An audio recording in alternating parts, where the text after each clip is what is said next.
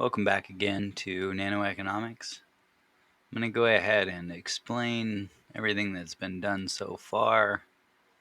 What I wanted to do today was kind of focus on getting the material presented, maybe giving people a chance to think about it a little bit before just rambling on about it. So today we've got what started with a simple table with quantities from 0 to 700 by 100 and total cost given. So essentially what was given in order to start this question is what's right here in this purple box that I just drew. So everything else that you see on the page is entirely from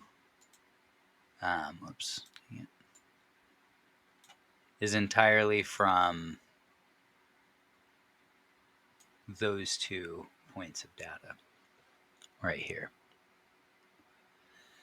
From here, the first question that I posed up top is how much does this business pay every month, regardless of how much output they produce? So a good way to think about this that's really not going to fail you, especially at the levels of economics that I've identified we're covering here, is what is rent? How much is rent? If you own a restaurant and you serve pizza and you have a very busy month, your landlord can't come to you and say, hey, I saw lines out the door every day. You owe me more for rent. And on the flip side of that, if you open a restaurant, you serve food and no one likes to eat it, then you can't go to your landlord and say, hey, I'm not going to be able to pay you all the rent this month because no one likes my food.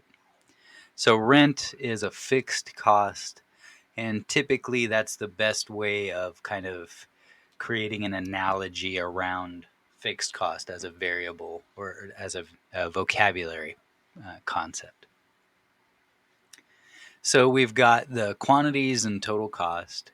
And from here, since we have a quantity of 0 given and a total cost of 500 given, that means that's going to be our fixed cost.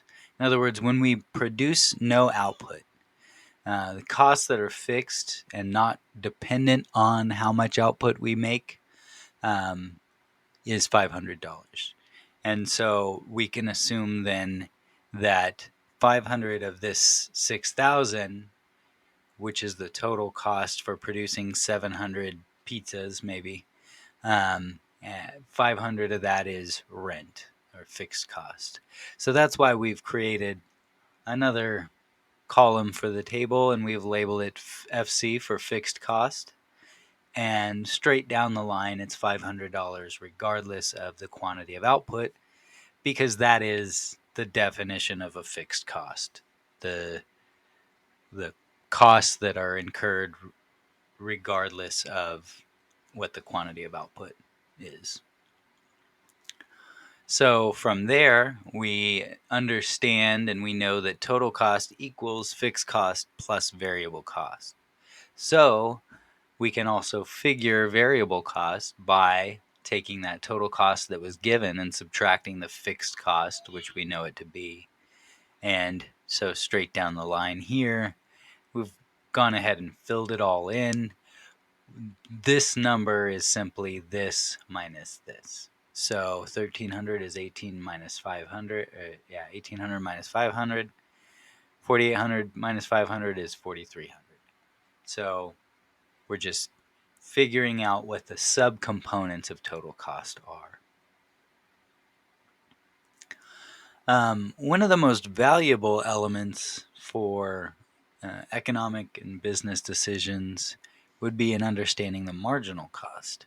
So in order to find the marginal cost, what we need to do is figure out what the change in total cost is going to be when we move from one increment of output to another.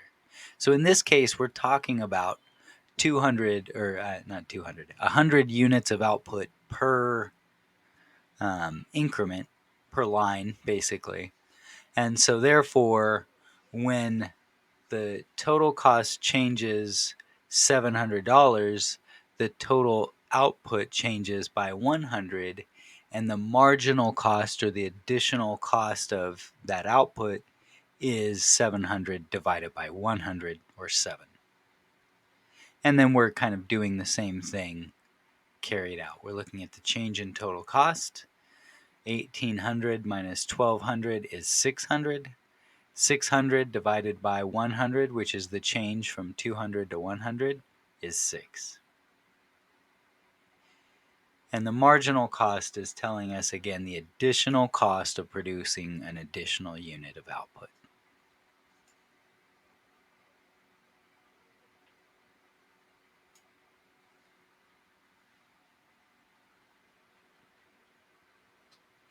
So from here, we want to know what the per unit cost would be for manufacturing this product.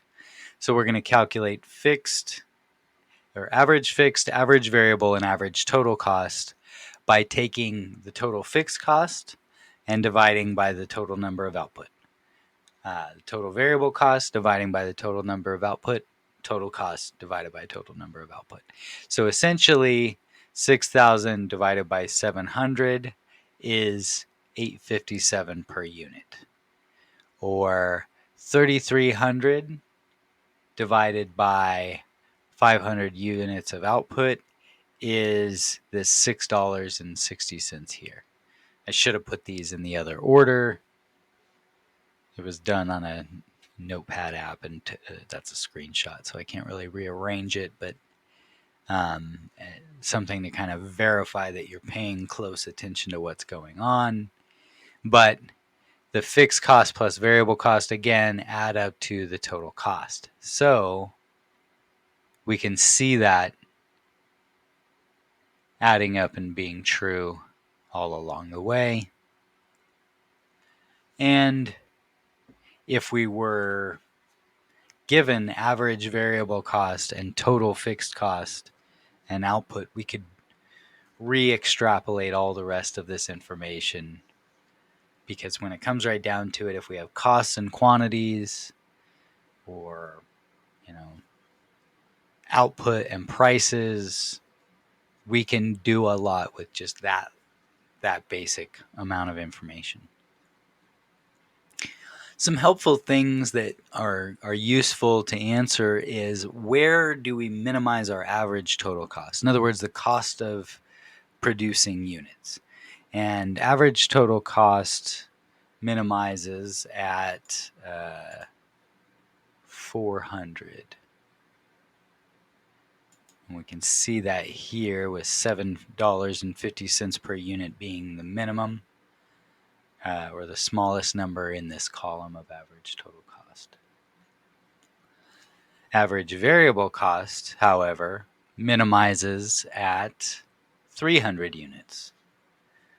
In other words, we're spending the least amount per unit of output on costs that vary with our output when we produce 300 units. The more valuable and relevant information is specifically where average total cost minimizes, because we can, from other units, we can take from that if this is a competitive market, we would expect the long run price to gravitate towards $7.50 per unit.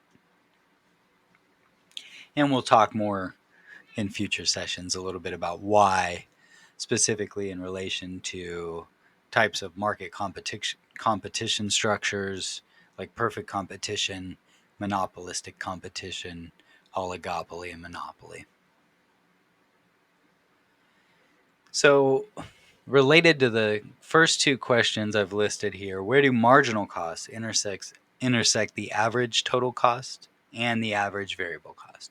So if we look at this marginal cost column here and think about where it's intersecting or going across average total cost and average variable cost,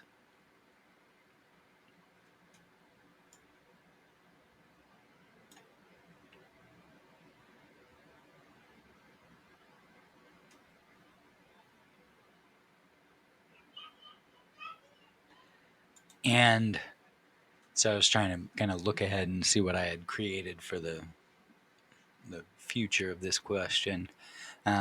Really, the key to the third question I've identified here is um, marginal cost will intersect average costs at their minimum.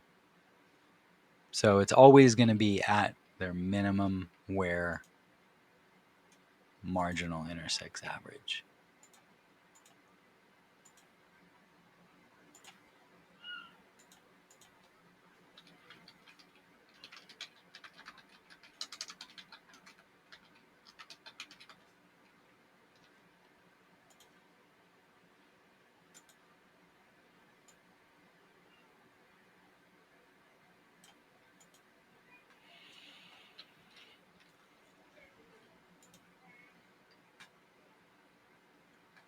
And then why doesn't fixed cost have any influence on the marginal cost? Because really, when we think about what the definition of marginal cost is, it's the additional cost of producing an additional unit of output. And if we're talking about how much of the additional unit of output cost is influenced by what it says on our lease for the rent, there isn't any effect. When what it says on the lease on the file in the cabinet doesn't change how much it costs to make pizza or coffee in our coffee shop or t-shirts in our screen printing business. Everything that we do in terms of production is going to rely on costs that are inputs and variable. Fixed costs are essentially overarching to have the business at all.